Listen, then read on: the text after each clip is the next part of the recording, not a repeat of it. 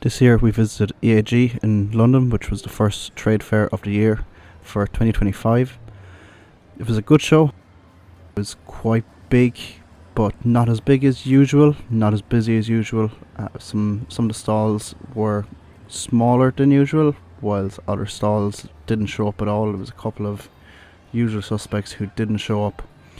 So it was a shame to see that. However, there was some exciting stuff.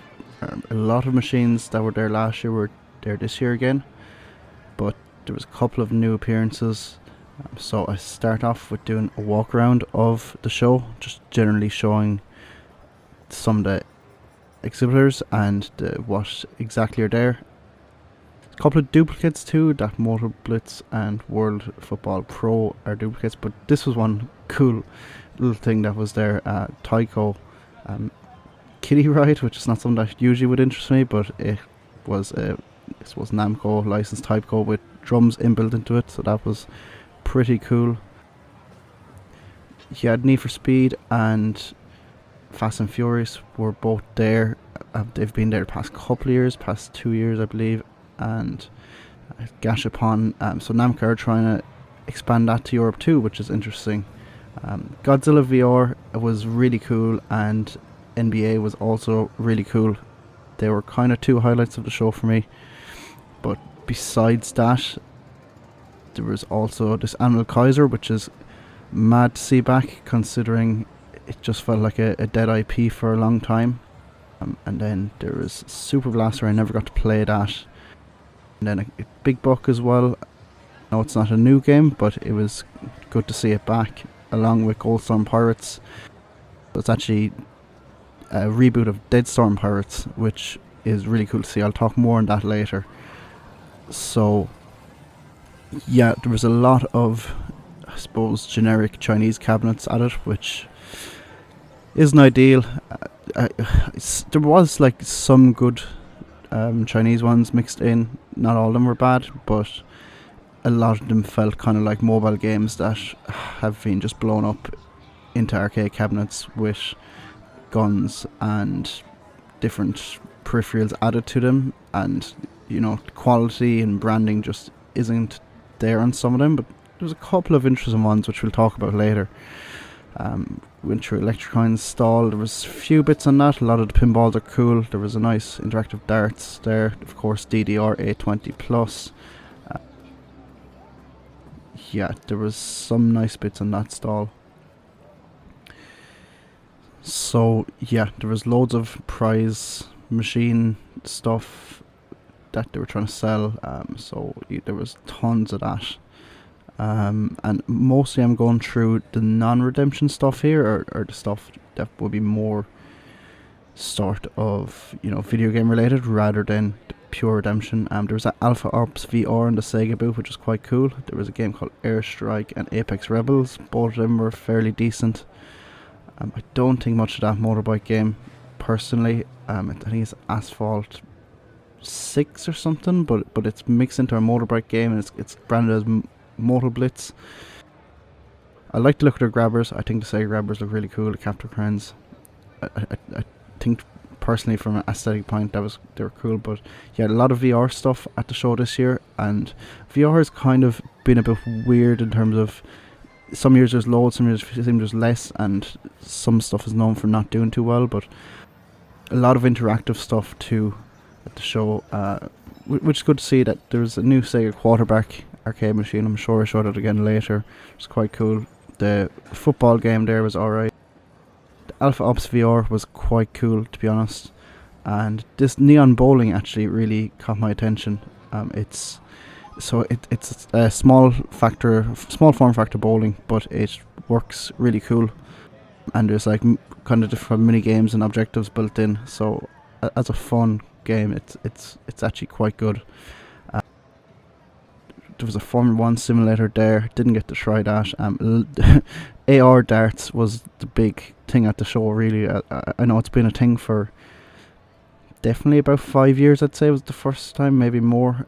But yeah, AR darts and these pixel floor pads, kind of games and built into them. There was 2 or 3 of them boots there too.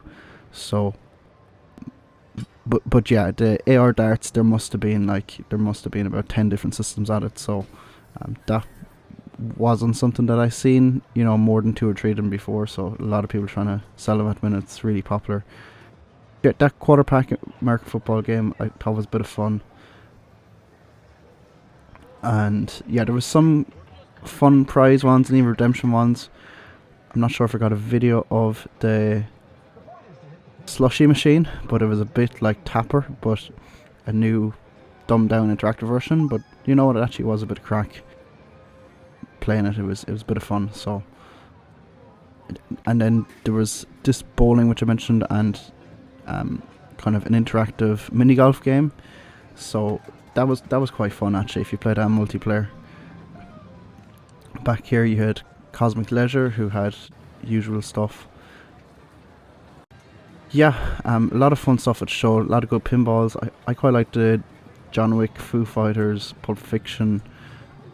Venom was quite decent. I've played Guardians loads.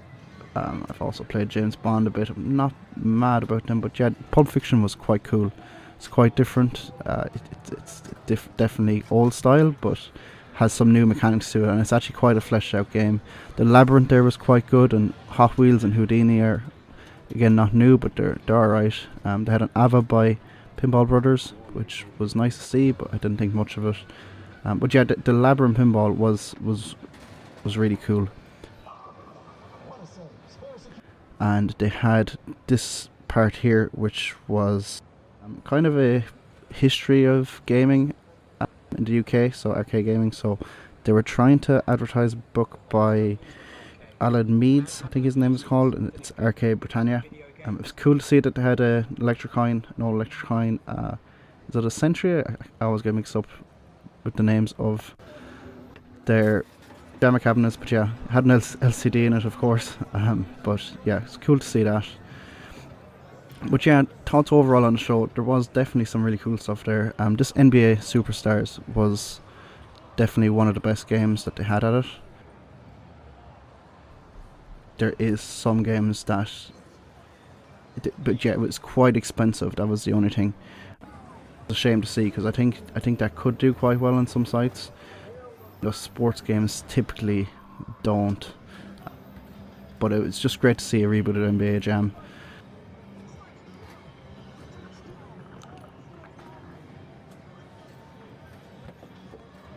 So yeah, we had Step Maniacs, of course. There's a new version of that came out, I think, last year or maybe a year and a half ago. So a big deluxe version.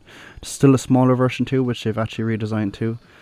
But yeah, it's great to see Step Mania just popping up everywhere.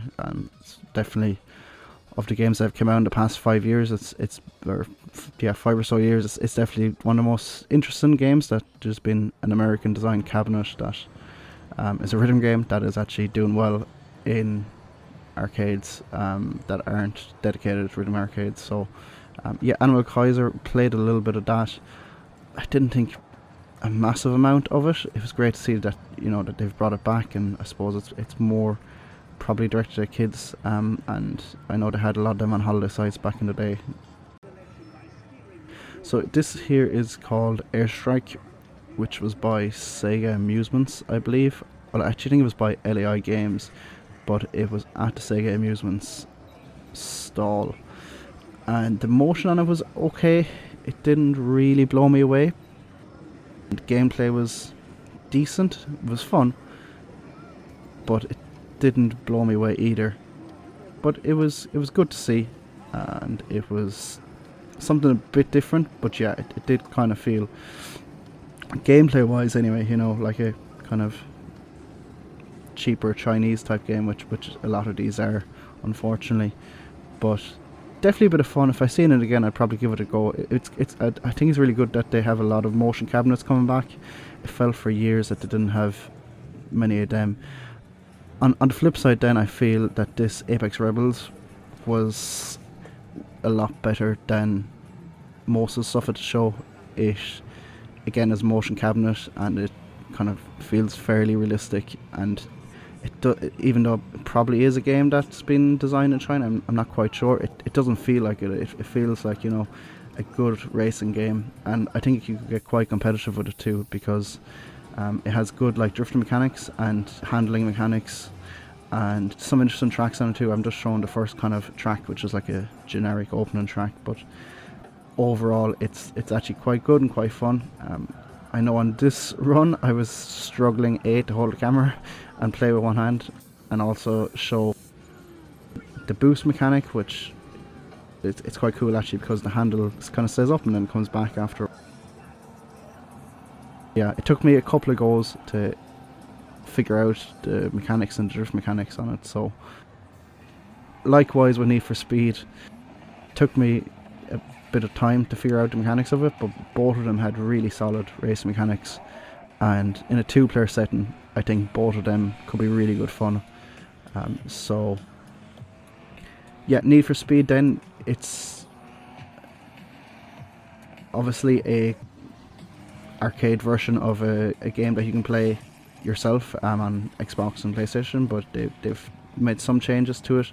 They've added, the extra boost mechanic too again, which sort of is a shame to see that like every game has to have the boost mechanic now, because that wasn't always the way, and a lot of them don't have gear sticks. So if you want to play automatic and manual, a lot of new drivers don't have them. I can't remember if Need for Speed did exactly, but I found once I got the hang of the driving and drifting and stuff, and the AI trying to sabotage, which is always good to see. It always adds fun, and the police cars trying to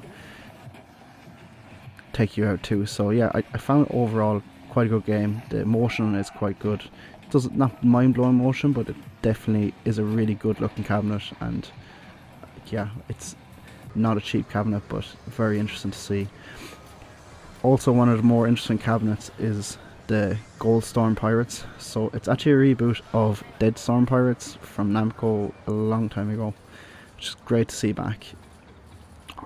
I actually have never played Dead Storm Pirates, which is surprising because I've played nearly every game ever, it seems, and I've passed the cabinet probably, I don't know, definitely 20-30 times in my life, and I always think, oh, I must give that a go, but I never did. So I got to play Goldstorm Pirates for the first time, or anything in the series for the first time, and I think it's really interesting that they brought this back, because it's definitely felt more like how games felt years ago, where they felt like a complete package. It didn't just feel like a mobile type game or a cheap PC game. They felt like a really dedicated package. Now the pricing on the cabinet is not cheap. It probably was the best shooting game at it, definitely best non-VR shooting game at it. But yeah, I had the wheel mechanic, which I presume was on the original game, so it's great to see that I do love a good gimmick on a shooting game, like elevator action with the buttons and the guns. Sorry, the new elevator action, the Death Parade, has kind of a few gimmicks, so it's great to see that pirate ship wheel gimmick, even if it is just a gimmick. It just adds something extra to the game other than just a shooting game. But yeah, it felt like whatever settings they had on it gave you a really good go at it. It felt like you got value for money out of each credit. So yeah, and the action was quite cool too. I feel like it was balanced enough so that, like, while I wasn't the best player at it, I could last long enough, and it was really varied too. I find a lot of gun games are like, just shoot this target and just shoot this target, whereas you see here they're actually throwing stuff at you, and later on you'll see that they're like mixing up different elements of gameplay where they're throwing stuff, and then you have to shoot that while you're shooting them, and then there's something else happening. So yeah, I found it really not repetitive, which is fantastic, because most of the shooting games I found quite repetitive, which was a shame to see.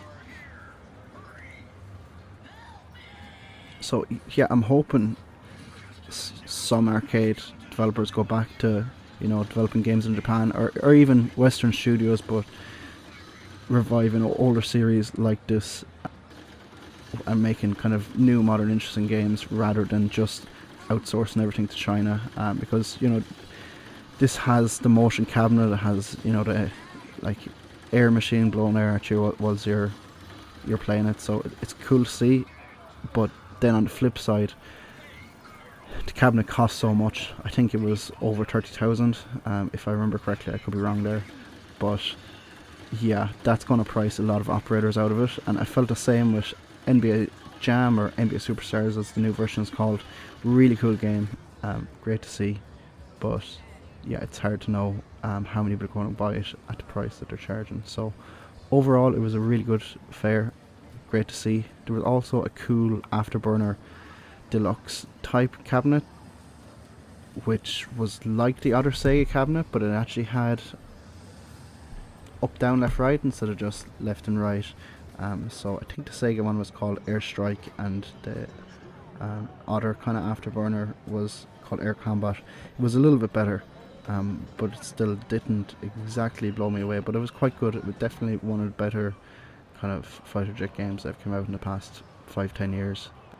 It definitely in the arcades anyway. So overall, an interesting show, maybe not as big and not as busy as usual, but some interesting games, and it's good to see that there's still a couple of interesting bits being released in 2025.